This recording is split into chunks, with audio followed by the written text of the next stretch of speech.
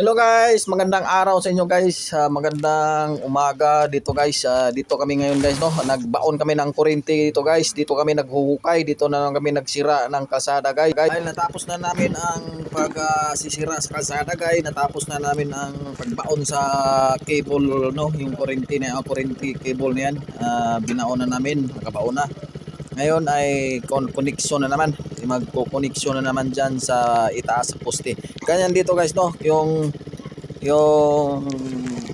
bagong mga connection, bagong mga nagko-connect ay nakabaon na, no. Yun, yung mga nakahanging ay mga luma, ayan, mga old, no.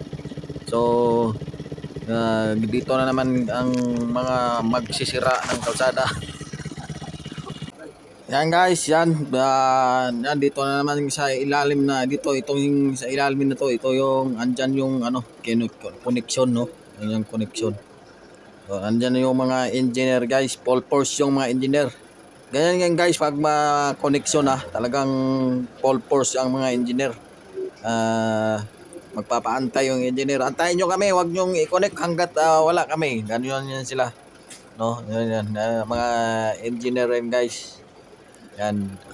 Ano pala to guys?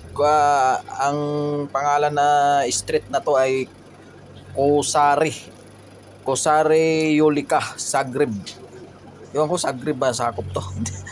Hindi ko alam kung Zagreb sakop to, no. Kosari. Yan guys, no. Yan. Masaya dito guys, parang Pilipinas lang, oh. Yan guys, parang ano lang.